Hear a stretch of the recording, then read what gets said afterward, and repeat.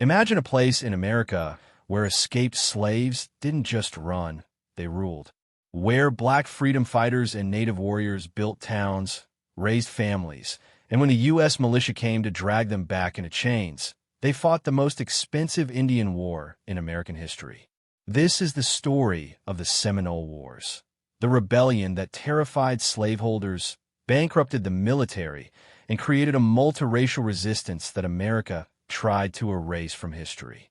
Welcome to Historic Crimes TV, where you get the true story of events that have happened in the past, which help shape the history of the world that we're living in. Before we begin, comment where in the world you're watching from, and make sure to subscribe because tomorrow's story is one you don't want to miss. In the swamps and hammocks of Spanish Florida, something unprecedented was happening. While most of America built its wealth on the backs of enslaved people, a different society was emerging in the wilderness, one that would challenge everything the young United States stood for. Throughout the late 1700s and early 1800s, enslaved people from Georgia and the Carolinas heard whispers of sanctuary to the south. Spanish Florida wasn't just a refuge.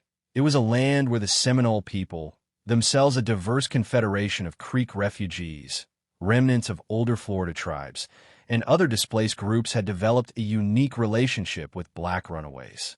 Unlike the rigid hierarchies elsewhere, the Seminoles and Black Seminoles, called Maroons, formed towns near each other, intermarried, and created a fusion culture. The Black Seminoles weren't chattel slaves in the American sense.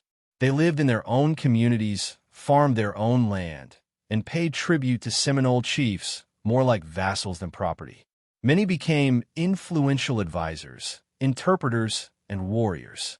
They dressed like Seminoles, spoke Muskoke and other indigenous languages, and fought alongside their allies.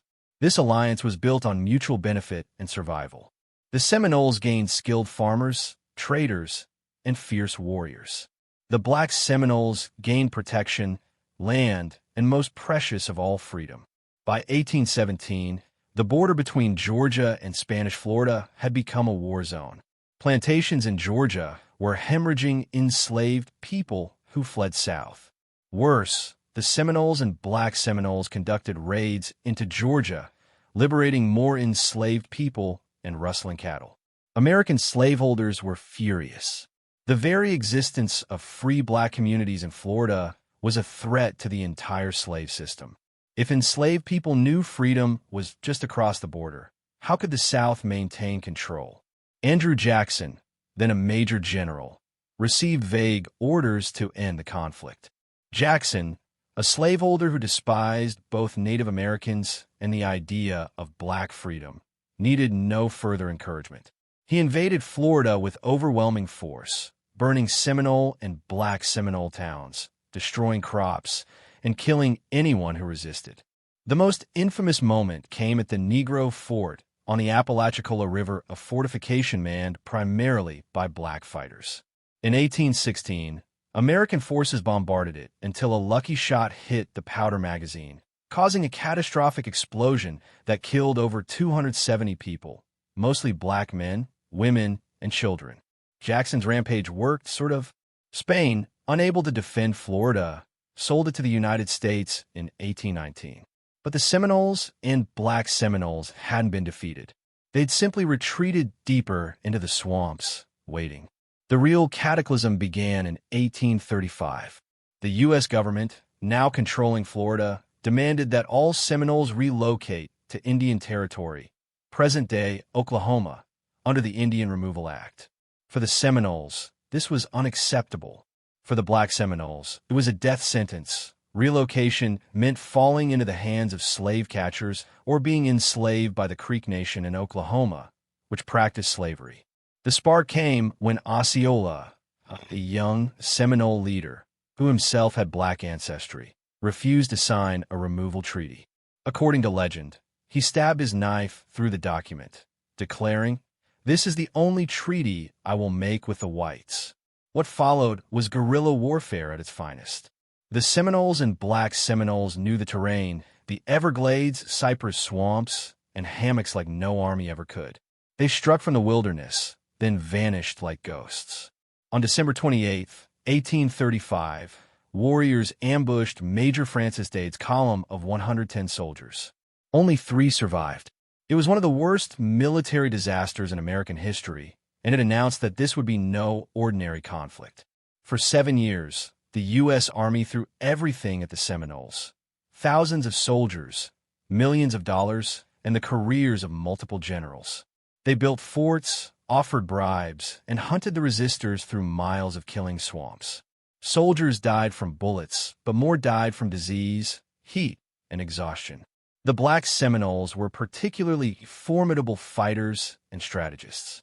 Leaders like John Horse, Juan Caballo, became legendary for their tactical brilliance. The U.S. military recognized that the Black Seminoles were often the most determined fighters. They knew capture meant slavery or death. The U.S. eventually resorted to treachery. In 1837, General Thomas Jessup invited Osceola to peace talks under a white flag of truce, then captured him. Osceola died in prison months later, never having surrendered. But even with their leaders captured or killed, the resistance continued. The war dragged on until 1842, not because the Seminoles were defeated, but because the U.S. government was exhausted. It had spent over $40 million, roughly $1 billion today, and lost 1,500 soldiers.